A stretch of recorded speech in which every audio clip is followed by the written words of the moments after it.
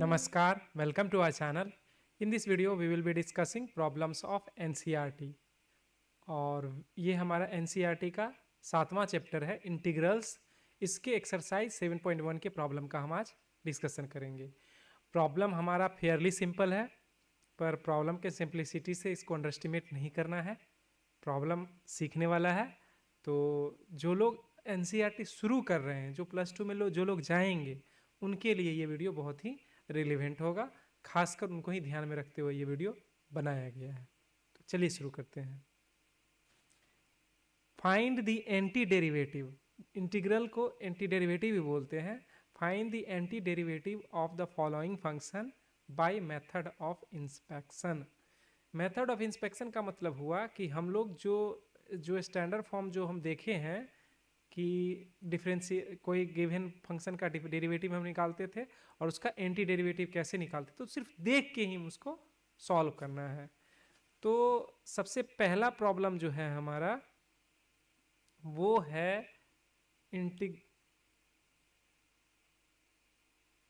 Problem number 1 हमारा जो है वो integration of sine 2x dx। सबसे पहले हम इसमें देखेंगे साइन x का इंटीग्रेशन।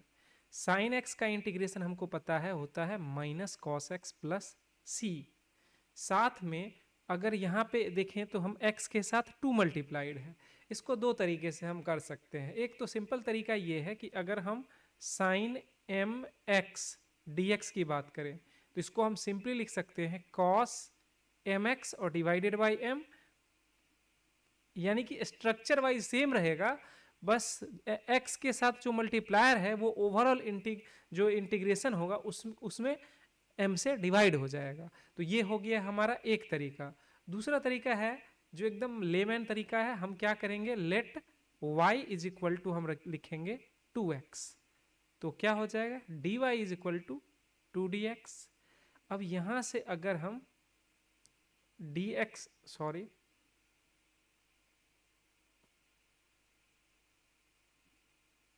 अगर हम इसमें से अगर dx निकालते हैं तो हो जाएगा हाफ dy। अब इसको रीराइट करते हैं तो ये क्या बन जाएगा, साइन y, और dx को हम लिख सकते हैं हाफ dy। हम जानते हैं कि कांस्टेंट से मल्टीप्लाई करने से हमारे इंटीग्रांट में कोई फर्क नहीं पड़ता है, हम कांस्टेंट को बाहर ले सकते हैं और लिख देंगे साइन y dy। अब जो हम हमारा स्टैंडर्ड फॉर्म जो हम सीखे हैं एग्जैक्टली उसी से ये हमारा सॉल्व हो जाएगा। तो स्टैंडर्ड फॉर्म क्या सीखे हैं, हाफ और ये हो जाएगा माइनस कॉस वाई प्लस सी। कॉस फिर y को हम वापस रीइंस्टेट करेंगे तो क्या हो जाएगा, minus half cos 2x plus C. अगर हम इसको ऐसे भी करते तो हमारा रिजल्ट यही आता, माइनस m के जगह पे 2 आता तो cos 2x प्लस सी। दोनों ही रिजल्ट सेम है। आपको जो समझ में आए वैसे, जो बिगनर है उनको मैं ऐसे सॉल्व करना, ऐसे सपोज करके ऐसे सॉल्व करना मैं प्रेफर करूंगा। जब आप थोड़ा सा सीख लिए हैं उसके बाद आप इसको फॉलो कर सकते हैं। ठीक है, अगले प्रॉब्लम को देखते हैं। सिमिलरली साइन cos 3x, तो हम बिना ज़्यादा इसमें टाइम लिए इसको हम सिंपली लिखेंगे cos 3x dx। अगेन हम क्या करेंगे, let y is equal to 3x, तो dy is equal to 3dx। इसमें से हम लोग क्या करेंगे, dx निकालेंगे 1/3 dy। अब यहाँ पे इसको सब्सटीट्यूट करेंगे तो हो जाएगा cos y 1/3, ये ब्रैकेट अगर लेना है तो हम ले सकते हैं, और ये dy लिखेंगे 1/3, और ये हो जाएगा cos y dy, इसको लिखेंगे तो हो जाएगा 1/3, और cos y का जो इंटीग्रेशन होता है वो होता है साइन y, तो हम 1/3 प्लस साइन ये प्लस सी। ये हमारा हो गया फाइनल रिजल्ट। ठीक है, तीसरा प्रॉब्लम हमारा है e to the power 2x, तो हम इसको लिखेंगे e to the power 2x dx। Again ये बहुत ही ट्रिवियल है, बहुत साधारण प्रॉब्लम है, लेकिन हम इसमें वही चीज करेंगे, let y is equal to 2x dy is equal to 2dx। हम इसको तब तक करेंगे जब तक ये सारा प्रोसेस हमारे दिमाग में एकदम बाय हार्ट नहीं हो जाए। ऑब्वियसली हम ये बहुत बार कर चुके हैं, जो लोग नए होंगे उनको थोड़ा सा लगेगा, बट उनको ही सोच के हम इस तरह से कर रहे हैं। ठीक है, तो क्या हो जाएगा, half e to the power Y D Y. हमको पता है e to the power Y का integration e to the power Y ही होता है, और पहले से हमारे पास हाफ है, इसको नीचे 2 लिख के प्लस सी, ये हमारा हो गया रिजल्ट। इसी तरीके से हमारा एक रिजल्ट निकलता है, standard result, e to the power M X D X is equal to e to the power M X upon M plus C. ये इसको हम एक स्टैंडर्ड रिजल्ट मान सकते हैं, लेकिन हम लोग अभी सारे प्रॉब्लम को सॉल्व करेंगे, स्टैंडर्ड रिजल्ट पे हम लोग अभी नहीं जाएंगे। हमारा फोर्थ प्रॉब्लम है ए एक्स प्लस बी का होल स्क्वायर। तो इसको हम लोग लिखेंगे फोर्थ इंटीग्रेशन ए एक्स प्लस बी का होल स्क्वायर डी एक्स। हमको पता है कि ए और बी जो है वो कांस्टेंट है। ठीक है, तो इसके बारे में हम फिर से बोलना चाहेंगे कि हम लोग कांस्टेंट और वेरिएबल में कंफ्यूज नहीं होना है। वैसे तो पहले से ही हमको बताया रहे कौन सा वेरिएबल और कौन सा कांस्टेंट है। वह अगर नहीं बताया हुआ है तो जो हमारा जिसके टर्म में डेरिवेटिव लगा होगा हम मान के चलेंगे कि ये हमारा वेरिएबल है। तो इस वाले टर्म में पूरे में x के साथ डी लगा हुआ है, तो ये हमारा x वेरिएबल हो गया, और ए एक्स प्लस बी इस तरीके से हम लोग सोच सकते हैं। तो ये हो जाएगा A X square plus 2ab(x) plus B square, अच्छा ये ए स्क्वायर भी होगा, dx। अब इसको हम लोग ओपन करते हैं, तो A square X square dx plus 2ab(x) dx plus B square dx। यहाँ पे लोग सोच सकते हैं कि हम सारे कांस्टेंट टर्म को इंटीग्रेशन से बाहर क्यों लिए हैं। इसके बारे में हम पहले भी बोल चुके हैं, कांस्टेंट से मल्टीप्लाई करने से या डिवाइड करने से इंटीग्रल पे कोई फर्क नहीं पड़ता है। तो हम उसको इंटीग्रांड के अंदर, इंटीग्रेशन साइन के अंदर रखें या बाहर रखें, उससे कोई फर्क हमारे रिजल्ट में नहीं पड़ेगा। बाहर रखने से हमको सोचने में आसानी होता है, और इसी कारण से हम लोग इसको ऐसे करें। तो हमारे पास एक स्टैंडर्ड रिजल्ट है x to the power n dx, x to the power n plus 1 divided by n plus 1 plus C. हम लोग इसी चीज़ को यहाँ पे रखेंगे, तो हो जाएगा A square X cube upon 3 plus 2ab, यहाँ हो जाएगा X square upon 2 plus B square और dx का x प्लस सी। यहाँ 2 से ये 2 कट गया, तो हमारा रिजल्ट क्या आ गया, A square X cube upon 3 plus 2 तो कैंसिल हो चुका है, तो हम लोग लिखेंगे A B X square plus B square x plus C. ये हमारा इंटीग्रेटिंग कांस्टेंट है, ये हमारा हो गया फाइनल आंसर। ठीक है, अब last but not the least हम आप 5वां प्रॉब्लम देख लेते हैं, sine 2x minus 4 e to the power 3x। तो हम इस प्रॉब्लम को पहले लिख लेते हैं, integration of sine 2x minus 4 e to the power 3x और इस पूरे टर्म का dx। तो ये एकदम सा सिंपल सा है problem, e to the power. ठीक है, इस प्रॉब्लम को हम लोग सिंपल क्या करेंगे, अच्छा देखिए हम लोग जो प्रॉपर्टी पर है इंटीग्रेशन में वो सारे को यूज़ कर रहे हैं। जैसे कि पिछले वाले प्रॉब्लम में हम लोग पहले इस अलजेब्रिक टर्म को एक्सपैंड किए, इसका स्क्वायर लिखे और उसका सबको अलग अलग इंटीग्रेशन कर दिए। यहाँ पे हम कौन सा प्रॉपर्टी यूज़ कर रहे हैं, लीनियरिटी का, कि जो इंटीग्रेशन का जो ऑपरेटर है वो लीनियर प्रॉपर्टी, लीनियर होता है, यानी कि अगर 3 टर्म का अगर इंटीग्रेशन करें उसका इंडिविजुअल इंटीग्रेशन के सम के बराबर होगा, और इसी कारण सबको स्प्लिट करें और सबका इंडिविजुअल इंटीग्रेशन निकाल के रिजल्ट निकाल दिए। तो वही काम हम लोग यहाँ फिर से करेंगे। तो यहाँ पे हम इसको लिखेंगे sine 2x dx minus 4 integration e to the power 3x dx।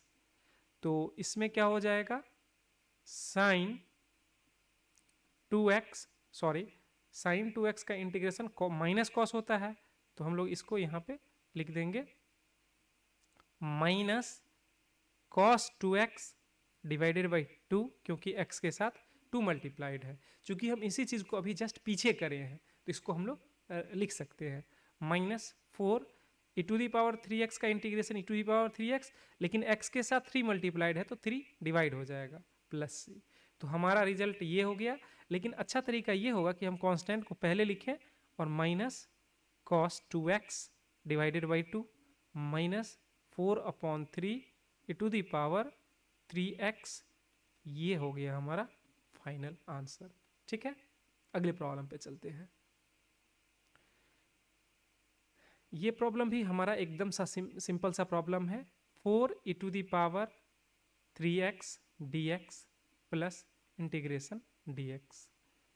4 e⁻3x dx plus इस dx को तो हम सिंपली लिख सकते हैं, इसको सिंपली हम लिख सकते हैं x। अब एक चीज, e⁻3x का इंटीग्रेशन हम डायरेक्टली भी लिख सकते हैं प्लस सी, लेकिन अगर डायरेक्टली लिखने में अगर किसी को आपत्ति है तो हम लिखेंगे y is equal to 3x, तो लिखेंगे dy is equal to 3dx, तो dx is equal to 1/3 dy, यहाँ से आ गया। अब ये चीज़ अगर हम इसमें डालेंगे तो ये हो जाएगा इंटीग्रेशन ऑफ 4 को बाहर ले लेते हैं y dy, जिसको हम लिख सकते हैं y e⁻1/3 dy। इसमें से 1/3 को 3 को बाहर कर लिए, और एक लाइन अगर हम चाहें तो और लिख सकते हैं इंटीग्रेशन e⁻y dy। अब इसको हम लिख सकते हैं 4/3 e⁻y प्लस कांस्टेंट, तो अभी हमारे पास और भी टर्म है तो इसी चीज़ को हम लोग यहाँ लिखेंगे 3/4 e⁻y, और y हमारा है क्या बेसिकली 3x प्लस x और प्लस c। ये हमारा हो गया फाइनल आंसर। यहाँ अलग पे करने का एक रीज़न मेरा ये है कि आइडियली, ऑल्दो हम प्रॉब्लम सॉल्व करने में कर सकते हैं, आइडियली हम अलग वेरिएबल एक साथ नहीं रखते हैं। जैसे इधर x है तो उधर हम लोग x में ही रखेंगे तो अच्छा रहेगा। अगर y में करेंगे तो थोड़ा कन्फ्यूजन का चांस बन सकता है। अगर आप अवेयर हैं तो फिर कोई दिक्कत नहीं है, आप सही सही कर लीजिएगा और वो गलत भी नहीं माना जाएगा। लेकिन अगर आप कंफ्यूज कहीं हो गए कि इधर x और इधर y, तो फिर गलती होने का चांस रहता है। तो जब भी ऐसा सिचुएशन है आप साइड में इसको कर लीजिए, फिर आप रीइंस्टेट कर दीजिए, मतलब वापस उसको लिख दीजिए। इन एनी केस अगर आप y में भी अगर ले जा रहे हैं, अगर उस यहाँ भी अगर हम लोग y में अगर लेके चलते तो हम लोग को वापस रिजल्ट हमको x में ही लाना पड़ता, क्योंकि x में जब तक नहीं लाएंगे तब तक हमारा रिजल्ट कंप्लीट नहीं माना जाएगा। ठीक है, बहुत ही सिंपल सा प्रॉब्लम है। इसको जस्ट मल्टीप्लाई करेंगे तो हो जाएगा x² dx माइनस 1 dx, यानी इसको dx सिंपली कह सकते हैं। इसका इंटीग्रेशन हमको पता है x³ माइनस x प्लस सी। डेफिनेटली ये सब बहुत बेसिक प्रॉब्लम है और इससे इनकरेजमेंट लेना चाहिए, लेकिन अंडर एस्टिमेट नहीं करना है। ठीक है, आप धीरे धीरे हमको पता चलेगा। ये प्रॉब्लम अगेन, ये हमारा जो लीनियर इक्वेशन होता है, स्टैंडर्ड लीनियर इक्वेशन होता है, क्वाड्रेटिक इक्वेशन वही है, और उसी का इंटीग्रेशन के बारे में बात कर रहा है। हम लोग लीनियरिटी प्रॉपर्टी को देखेंगे और इसमें क्या होता है हम इसको अलग अलग कर लेंगे। पहले plus B X D x plus C D X, A X cube upon 3 plus B x² 2 plus C X. और चूंकि हमारा कांस्टेंट पहले ही यहाँ दिया हुआ है तो हम इंटीग्रेटिंग कांस्टेंट कोई नया टर्म ले लेंगे, जैसे d ले लेते हैं।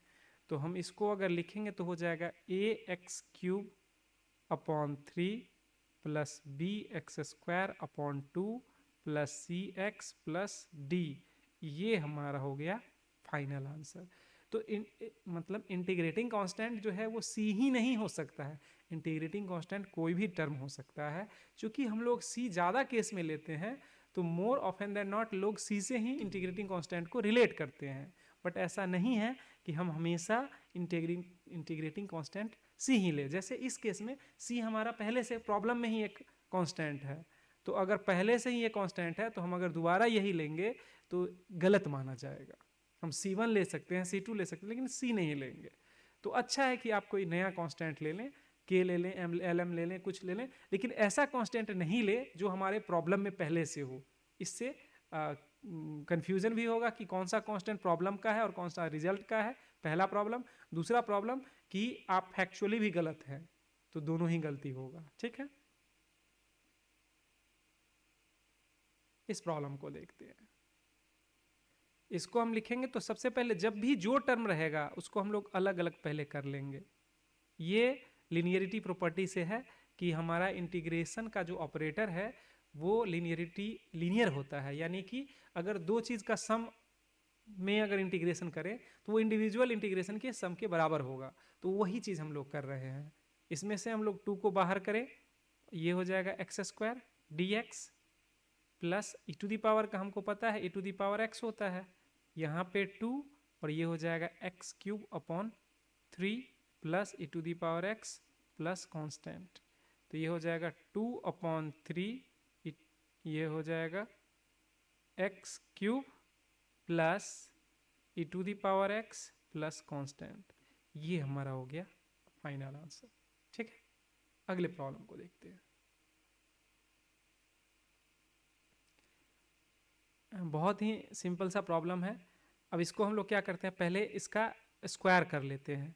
तो √x का स्क्वायर x प्लस इसका स्क्वायर हो जाएगा 1/x, और दोनों का जो मल्टीप्लिकेशन होगा वो -2ab, तो -2ab से वो 1 हो जाएगा।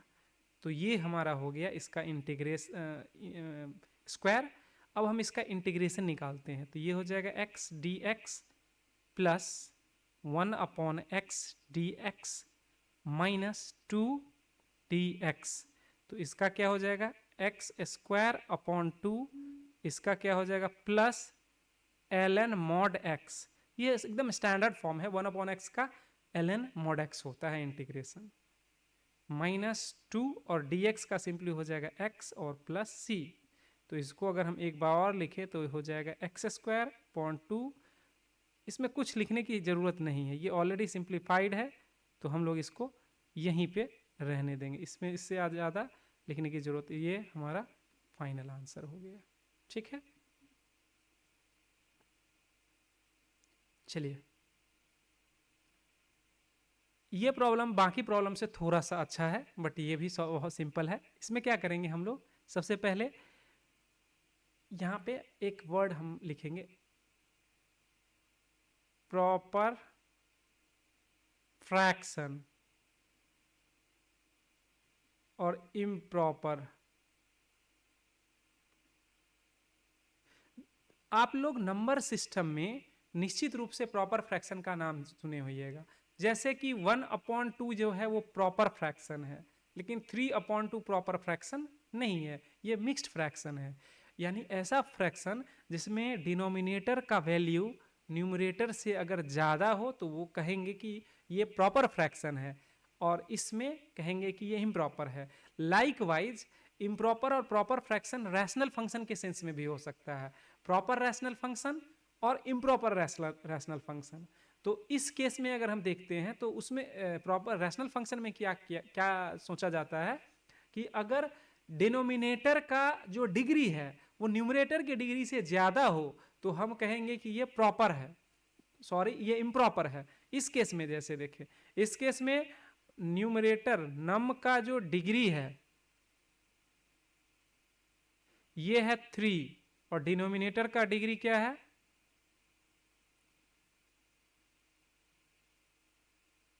डिनोमिनेटर का डिग्री 2 है। ऑब्वियसली ये ज़्यादा है, तो अगर ज़्यादा होगा तो इसको इम्प्रॉपर बोला जाएगा, जैसा कि वहाँ पे भी होता है नंबर सिस्टम में। तो इंटीग्रेशन के लिए पहला एक ध्यान रखने की बात है कि हम लोग जब भी इंटीग्रेशन रैशनल फंक्शन का करेंगे तो हम देखेंगे कि न्यूमरेटर का डिग्री डिनोमिनेटर से डिग्री से कम है कि नहीं। अगर ज़्यादा होगा तो पहले डिवाइड करके जो मल्टीप्लायर होगा उसको पहले अलग कर लेंगे, और फिर वो कोसेंट जो थ्योरम होता है कि हम लोग बचपन में पढ़े हैं, जैसे अगर 15 है 2 7 जा 14 1।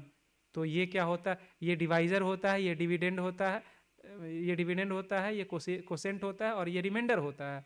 तो हम लोग पढ़े हैं कि dividend is equal to divisor into quotient plus remainder. तो वही चीज़ हम लोग अप्लाई करके और उसके बाद लिखेंगे और फिर उसको सॉल्व करेंगे। क्लियरली यहाँ पे देखने से ही पता चल रहा है कि ये हमारा इम्प्रॉपर है। तो इसको पहले डिवाइड करते हैं। तो डिवाइड करेंगे तो इसको हम अलग अलग करके लिख सकते हैं,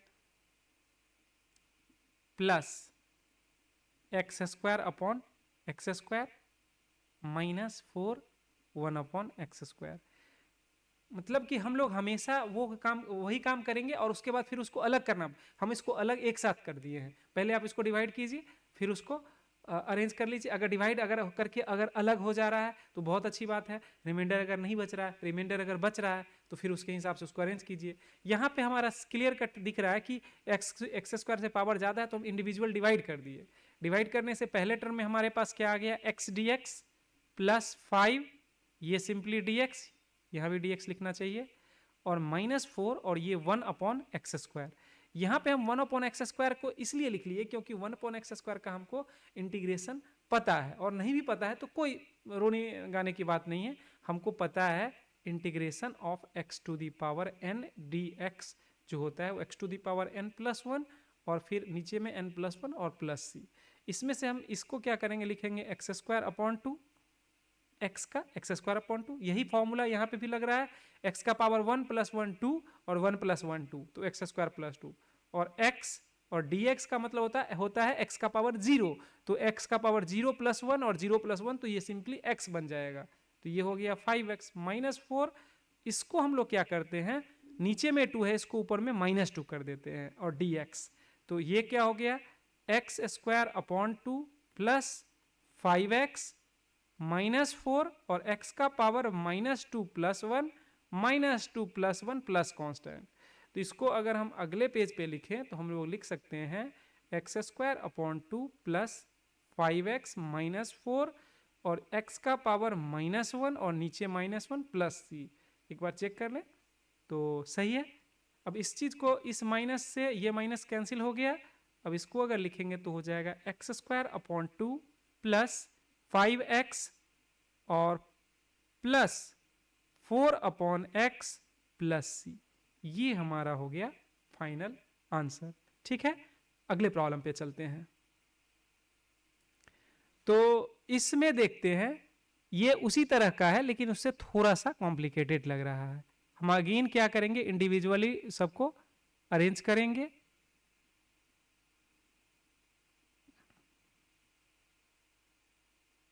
dx plus 4 1 upon root x dx।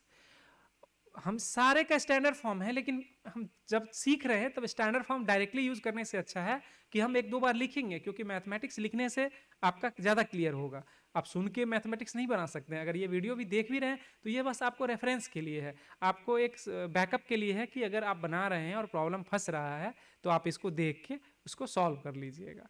लेकिन कभी ऐसा हो नहीं सकता है कि आप सुन के आप अच्छे से सीख जाइएगा। तो इसको देखिए क्या करना है। इसमें x का पावर ऊपर में 3 है और नीचे में क्या है, x का पावर हाफ dx प्लस 3 और ऊपर में x और ये रूट x है तो यहाँ पे रूट x आ जाएगा और यहाँ पे तो root x 1 upon root x ही रहेगा dx। इसको अगर करें तो ये हो जाएगा x का power 3 minus half dx plus 3 और ये x का पावर हाफ, इसको हम लिख सकते हैं हाफ dx प्लस 4 और इसको लिख सकते हैं 1 अपॉन एक्स का पावर हाफ dx। इसको लिखेंगे तो हो जाएगा x का पावर 5 अपॉन 2, 3 माइनस हाफ हो गया 6 माइनस 1 अपॉन 2 जो कि हो जाएगा 5 अपॉन 2। ठीक है,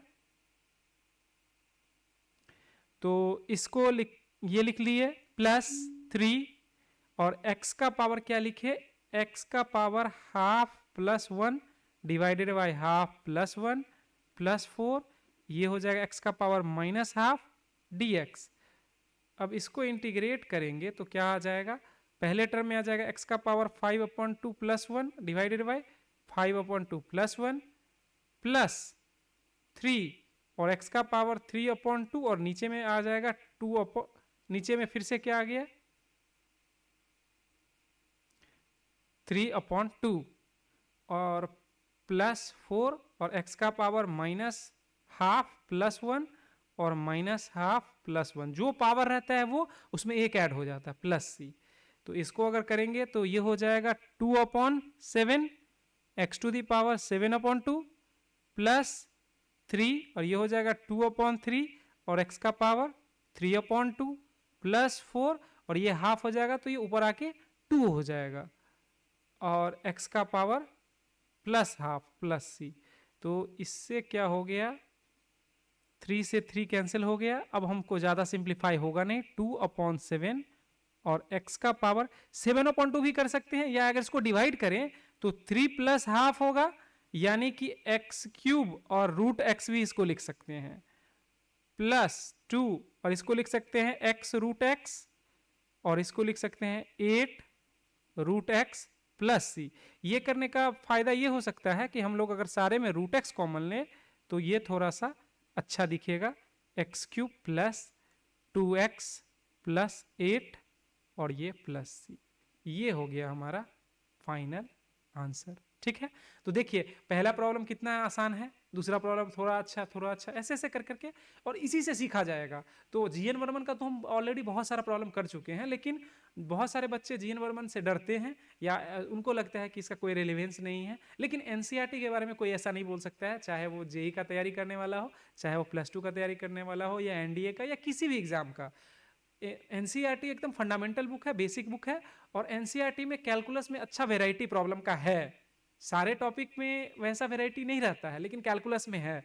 तो आप कैलकुलस को जरूर एनसीईआरटी को आप पहले बनाइए जिससे कि आपका बेसिक अंडरस्टैंडिंग क्लियर हो और उसके बाद आप किसी भी हायर लेवल के बुक को बना सकते हैं। जीएन वर्मन भी उनमें से एक है।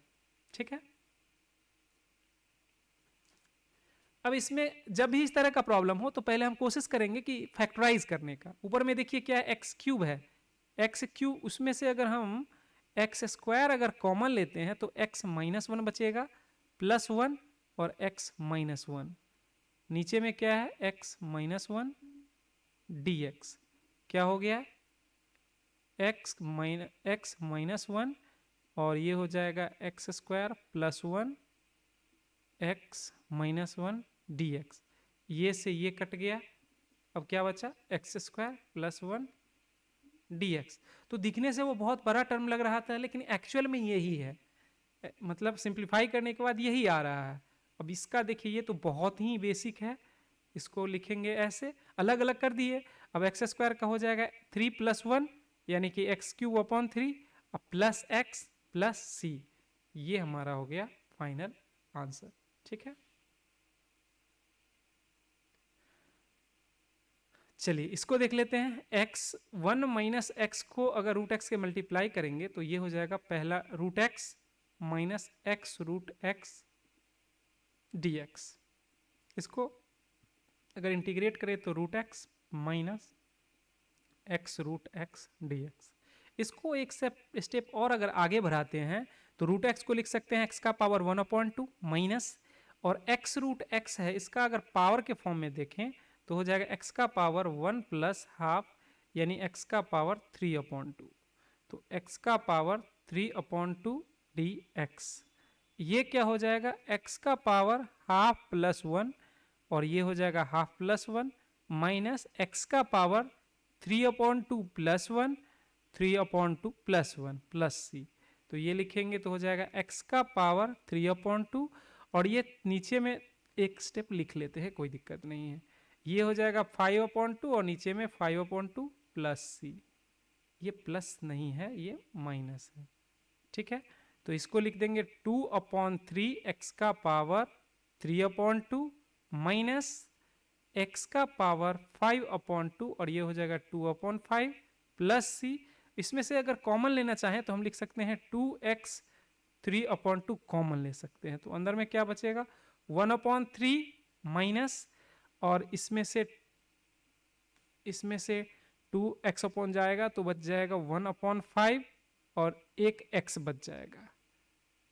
इसको चाहेंगे तो हम और सिंप्लीफाई कर सकते हैं, 2x रूट x, और दोनों का जो रेशनलाइज करेंगे वो 15 आ जाएगा, 5 माइनस 3x प्लस सी।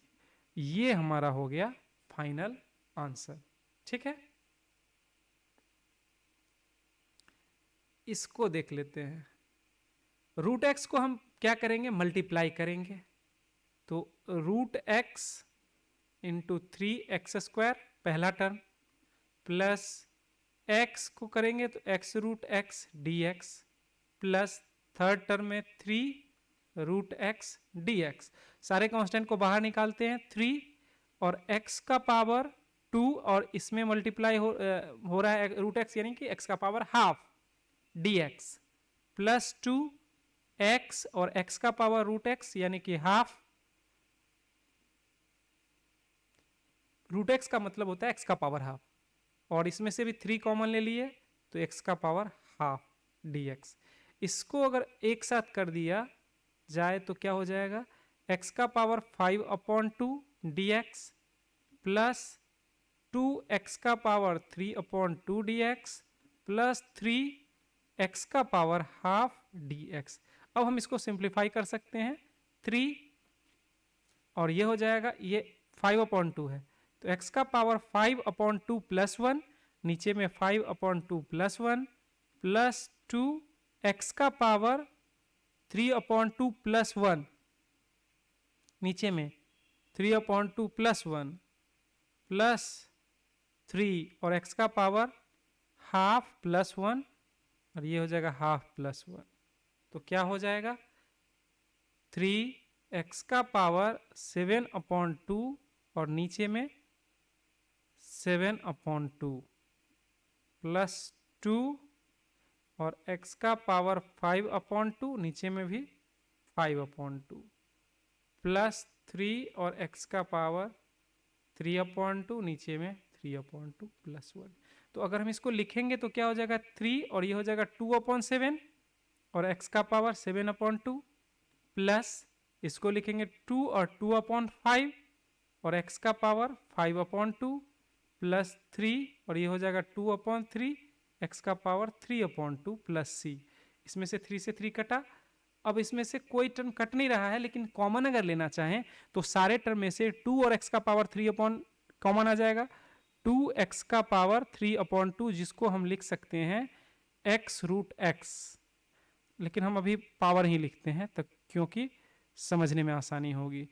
2 और x का पावर 3/2 अगर इसमें से कॉमन ले रहे हैं तो 7/2 माइनस 3/2 यानी कि 4/2 यानी कि 2। तो यहाँ पे हो जाएगा 3/7x², और यहाँ पे आ जाएगा प्लस 2/5x, और यहाँ पे आ जाएगा प्लस 1 प्लस सी। रैशनलाइज करने से हमको नहीं लगता यहाँ पे कोई ज़्यादा फायदा होगा, तो आप इसको ऐसे भी छोड़ सकते हैं यहीं पे। अगर आपको मन करे तो आप इसको रैशनलाइज करके एक साथ कर सकते हैं, उससे ज़्यादा सिंप्लीफाई होता नहीं दिख रहा है। ठीक है, अगले प्रॉब्लम पे चलते हैं। तो ये एकदम बेसिक सा प्रॉब्लम है, बस इसको हमको अलग करना है। 2x dx minus 3 cos x dx plus ex dx। इसमें से 2 अगर कॉमन ले लें तो x dx minus 3 cos x plus e to the power x dx। ये अब आसानी से हो गया, x² माइनस 3 और cos x का इंटीग्रेशन होता है sin x। डिफरेंशिएशन और इंटीग्रेशन में उल्टा होता है।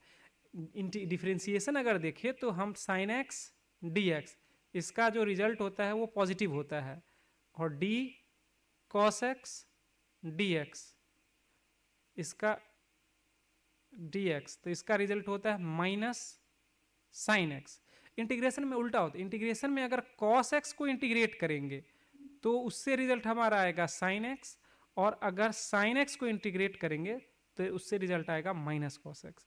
वैसे ये इसी से आया हुआ है, बस दिमाग में रखने के लिए हम जस्ट बताएं कि उल्टा होता है, साइन वाले में डिफरेंशिएट करेंगे तो पॉजिटिव आएगा और कॉस वाले में करेंगे तो निगेटिव आएगा डिफरेंशिएशन में, जस्ट उल्टा। कॉस को इंटीग्रेट करेंगे तो रिजल्ट हमारा पॉजिटिव आएगा और साइन को करेंगे तो उसमें माइनस आएगा, ठीक है, याद रखने के लिए बस। तो यहाँ पे आ जाएगा प्लस साइन और plus e to the power x और प्लस c, 2 से 2 कट गया, एक बार और लिख लेंगे x square minus 3 sine x plus e to the power x plus c। ये हमारा हो गया फाइनल रिजल्ट, ठीक है। अगले प्रॉब्लम पे चलते हैं। अगेन ये भी बहुत ही नॉमिनल है, 2x square dx minus 3 sine x dx plus 5 root x dx। तो इसको लिखेंगे 2x square dx minus 3 sine x dx plus 5 common लेंगे रूट x dx। तो इसमें क्या आ जाएगा 2 और ये हो जाएगा एक्स क्यूब अपॉन 3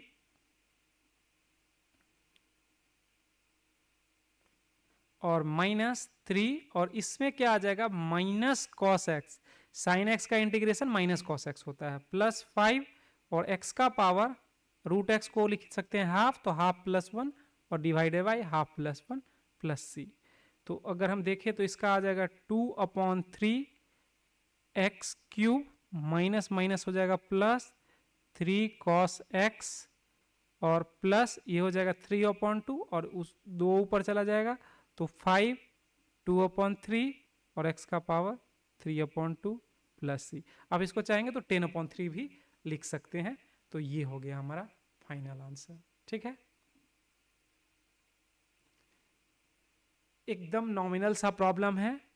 देखिए सेक एक्स, इसको अगर हम मल्टीप्लाई कर दे रहे हैं तो हो जाएगा sec square x plus sec x into tan x. जैसे ही हम ये देखेंगे हमको डिफरेंशिएशन का रिजल्ट याद आ जाना चाहिए। हमको पता है कि टेन एक्स का डेरिवेटिव होता है सेक स्क्वायर एक्स और सेक एक्स का डेरिवेटिव होता है sec x into tan x, यानी कि इसका उल्टा यहाँ हो रहा है। तो हम लोग क्या करेंगे इंटीग्रेट करेंगे sec square x D x plus integration sec x into tan x D x. इसको हम लिखेंगे तो सेक एक्स का इंटीग्रेशन होता है टेन एक्स प्लस इसका इंटीग्रेशन होता है सेक एक्स प्लस सी। तो ये हो गया हमारा एकदम सिंपल सा। हमको जब भी आपको जैसे क्या होता है जो हमको आता है अननोन से हम लोग नोन से हम लोग अननोन को निकालते हैं। तो हमको पहले से पता है कि टेन एक्स का डेरिवेटिव हम लेते थे तो आता था सेक स्क्वायर एक्स और सेक एक्स इंटू सॉरी एक सेकेंड, टेन एक्स का जो डेरिवेटिव लेते थे वो आता था sec x into tan x. अब इसका इंटीग्रेशन पूछा जा रहा है तो ऑब्वियसली इसका एंटी जो उल्टा वाला पार्ट होगा वो रिजल्ट आ जाएगा। तो इसीलिए इसको बोला है कि इंस्पेक्शन मतलब इंटीग्रेशन बाय इंस्पेक्शन। हम इसको इसमें बहुत ज़्यादा कोई दिमाग नहीं लगाना, रॉकेट साइंस नहीं लगाना। जो हम लोग पहले डिफरेंशिएशन में देखे थे उसी रिजल्ट को देखना है और उससे हमको डिड्यूस करना है कि इसका क्या रिजल्ट होगा, ठीक है। बहुत ही सिंपल है। अब इसको देखिए कैसे करना है। पहली बात तो सेक स्क्वायर और कोसेक स्क्वायर को अगर कुछ नहीं समझ में आए तो आप इसको लिखिए 1 अपॉन कॉस स्क्वायर एक्स और इसको लिखेंगे 1 अपॉन साइन स्क्वायर एक्स, जो कि आगे होके चला जाएगा क्या ऊपर चला जाएगा साइन स्क्वायर एक्स, नीचे में cos square x D x. इसको लिखेंगे तो ये हो जाएगा ten square x D x. अब हमको टेन स्क्वायर एक्स का डायरेक्ट कोई फॉर्मूला नहीं पता है, लेकिन हमको सेक स्क्वायर का पता है कि सेक स्क्वायर जो होता है वो इंटीग्रेशन होता है टेन एक्स का। एक साथ एक और फॉर्मूला पता है sec square x minus tan square x is equal to 1, या हम कह सकते हैं tan square x is equal to sec square x minus 1। हम उसको यहीं पे डिप्लॉय करेंगे, उस फॉर्मूले को यहाँ पे डिप्लॉय करेंगे तो हो जाएगा sec square x minus 1 d x. तो क्या हो जाएगा sec square x integration minus d x. Sec square x का इंटीग्रेशन क्या हो सकता है टेन एक्स माइनस और डी एक्स का सिंपली x प्लस सी। तो ये हमारा हो गया फाइनल रिजल्ट। ठीक है, अगले प्रॉब्लम पे चलते हैं। एकदम सिंपल सा प्रॉब्लम है, देखिए 2 divided by cos square x minus 3 divided by sine x, और नीचे में क्या है, कॉस स्क्वायर एक्स।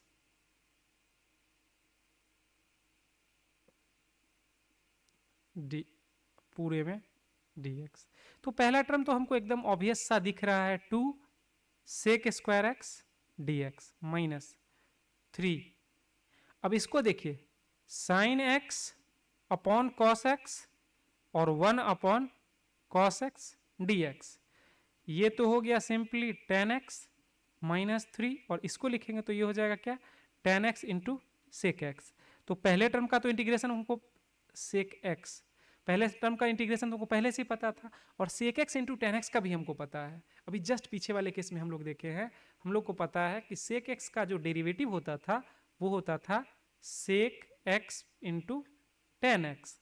अब इसका इंटीग्रेशन पूछा जा रहा है, तो ऑब्वियस बात है जो हमारा ओरिजिनल फंक्शन था जिसका डेरिवेटिव निकाले थे, माइनस 3 सेक एक्स प्लस सी, ये हमारा हो गया रिजल्ट।